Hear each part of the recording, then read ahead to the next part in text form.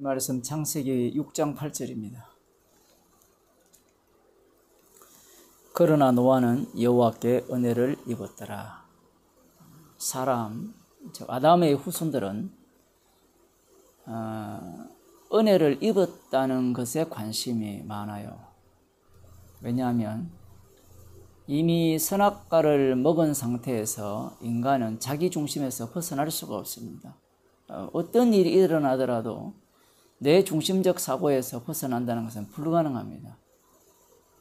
지금 홍수가 나고 어떤 일이 벌어진다라고 할 때도 그것이 나와 직접적 연관이 없을 경우에는 남의 일이 될 뿐이에요.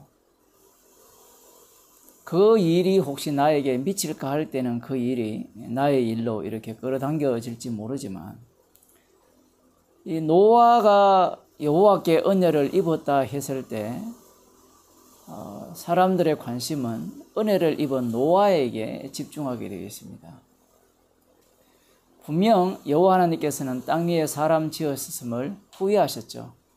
그래서 내가 땅 위에 기식 있는 모든 생물들을 제거하겠다, 진멸하겠다, 그렇게 말씀하셨다면 노아도 당연히 그 대상 속에 포함됩니다. 은혜를 입었기 때문에 포함되지 않는다라고 사람들은 생각을 하거든요. 왜 그런 생각을 갖는가 하면 심판 자체는 어느 누구도 원하지 않는 거기 때문에 그래요. 선악과를 먹는 날에는 정령 죽으리라 했을 때는 죽으면 되는데 죽고 싶은 인간은 이 세상에 아무도 없다라는 사실입니다. 그래서 노아가 여호와의 은혜를 입었다라고 했을 때, 야, 노아는 홍수 심판을 피하였구나, 그런 생각을 하게 되는 거예요. 철저하게 자기 구원 중심입니다. 자신이 천국 가고 싶은 거죠. 그러나 노아 홍수 심판 이후를 보게 되면 노아가 자기 목숨을 스스로 끊는 장면이 나와요.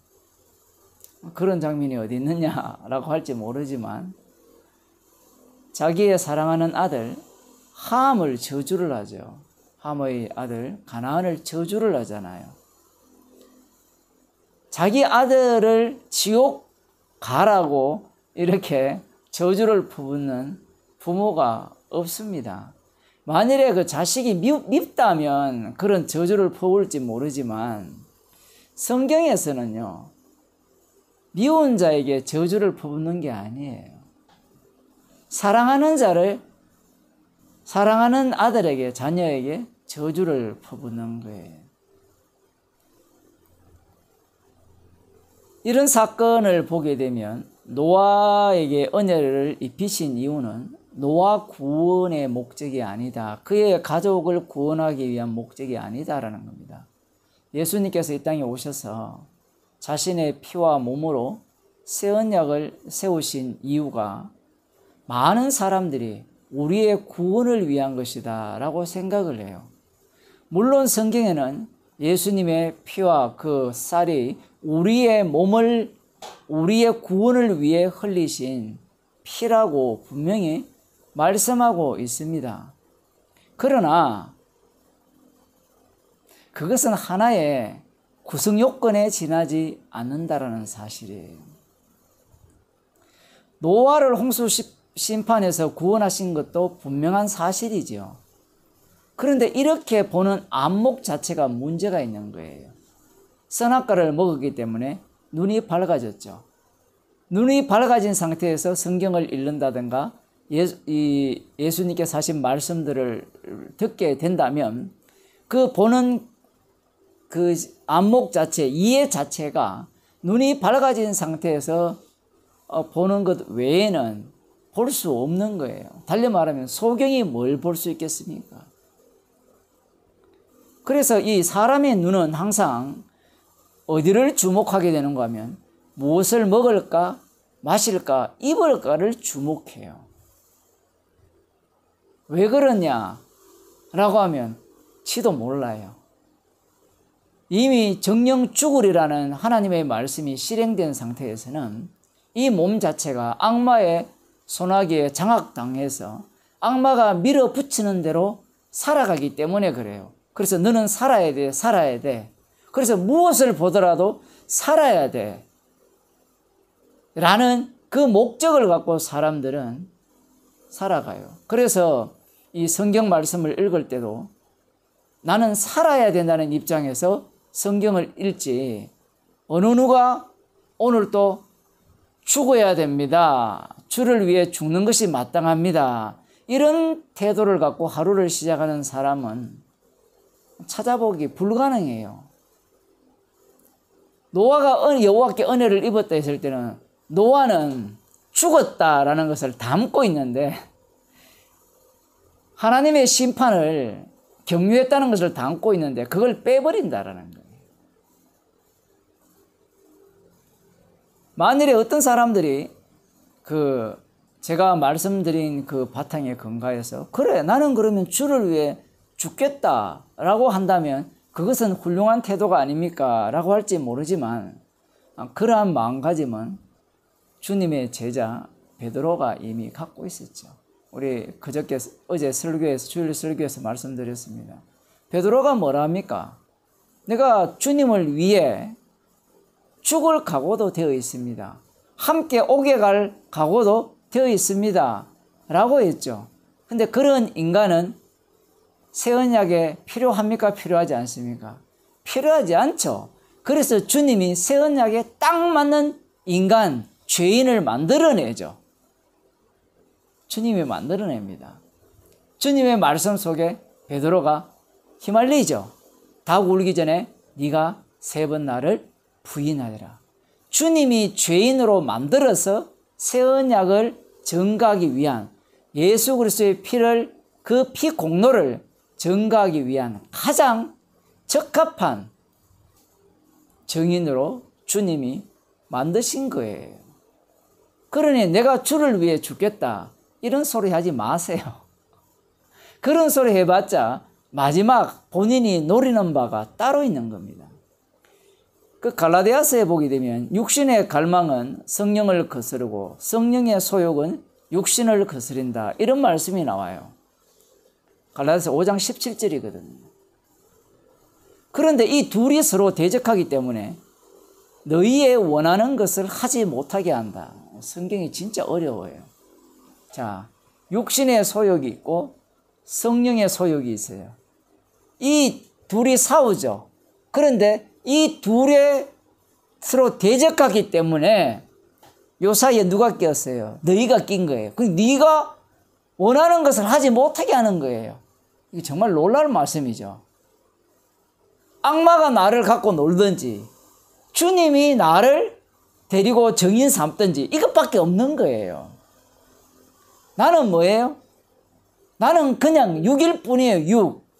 휘둘릴 뿐이에요. 달리 말하면 정건물이에요. 정건물.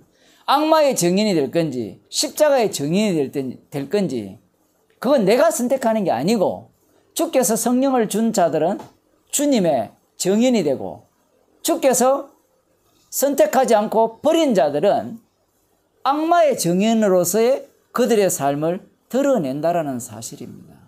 그럼 여기에 보면 육신의 소욕은 성령을 거스린다 했거든요. 성령을 대적한다 했을 때 육신의 소욕이 뭐냐? 뭐 뒤에 보면 뭐 수많은 그 나쁜 짓 다 나오거든요. 뭐 악한 것, 탐욕, 뭐 엄나, 음심, 뭐 이 탐심 이런 것들이 나오는데 그게 육신의 소욕은 맞긴 맞는데 그 자체가 육신의 소욕은 아니에요. 그 자체가 육신의 소욕은 맞는데 그 자체는 아니에요.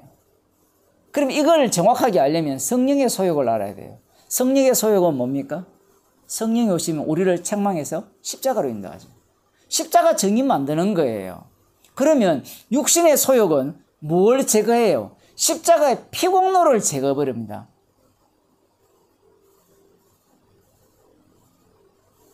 피공로를 제거한다는 말은 나는 살고 싶다는 거예요. 계속해서. 그게 이제 갈라디아서 1장에 보면 사람을 사람을 좋게 하는 것은 복음이 아니라고 하죠.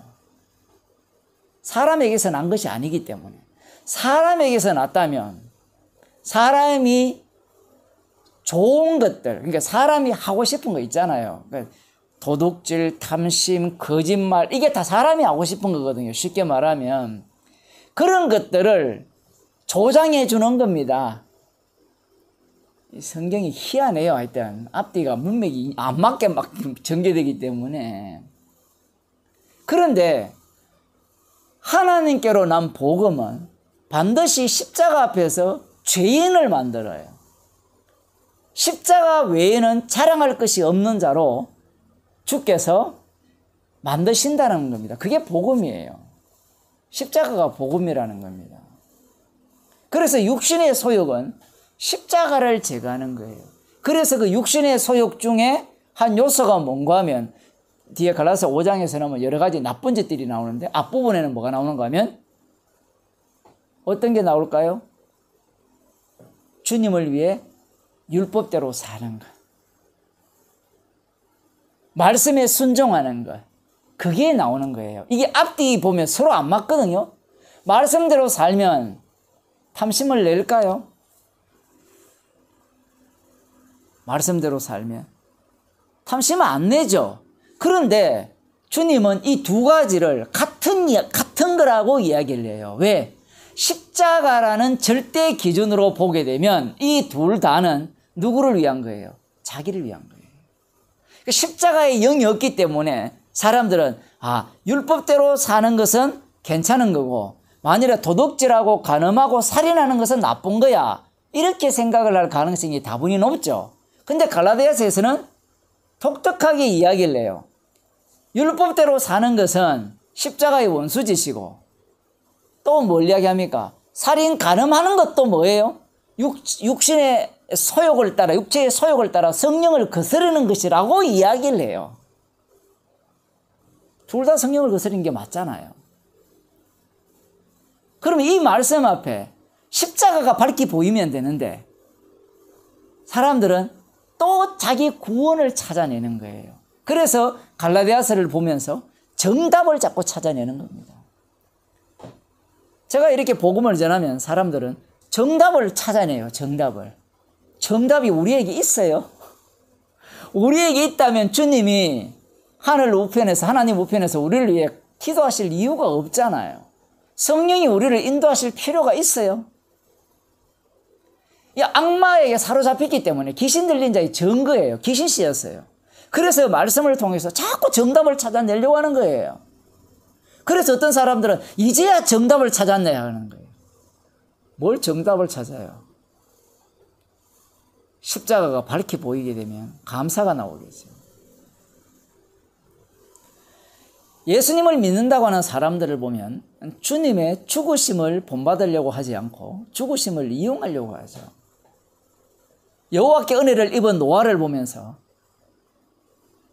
노아처럼 죽어야 되는구나. 노아가 언제 죽었어요? 아니 120년 동안 배 만드는 게 장난입니까? 예?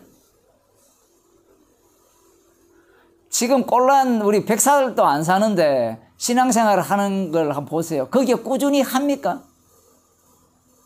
주일 예배도 꾸준히 안 하잖아요.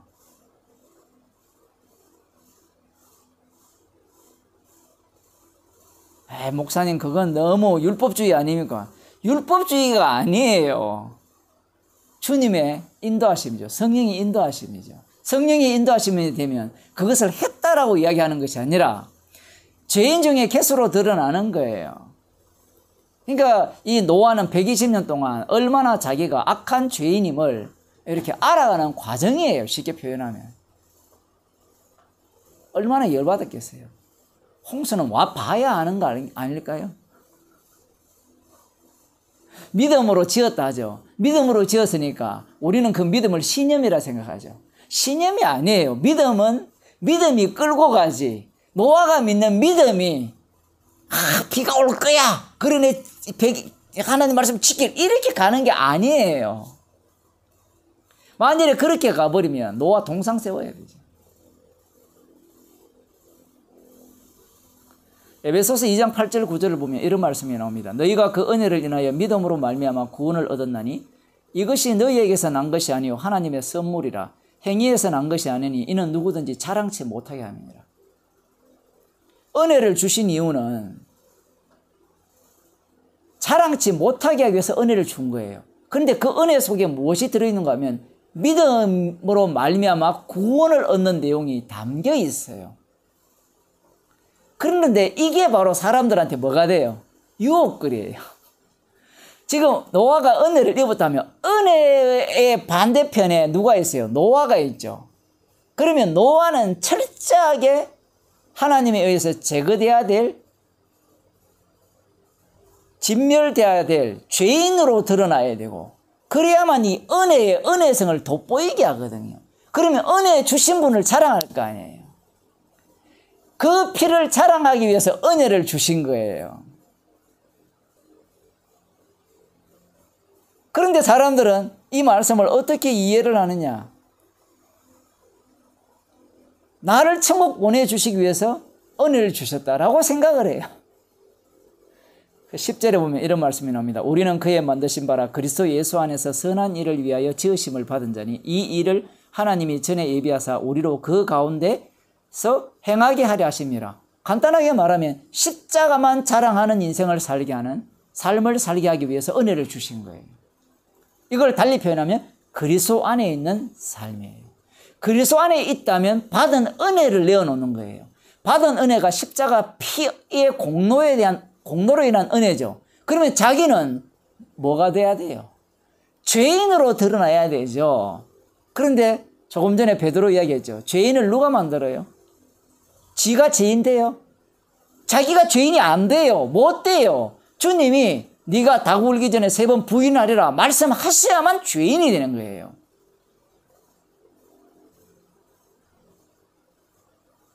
그래야만 주님의 피와 몸으로 세운 새 언약의 증인이 되는 겁니다. 기도하겠습니다. 하나님 아버지,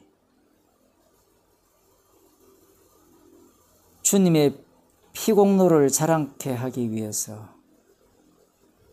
저희들에게 은혜를 주셨습니다.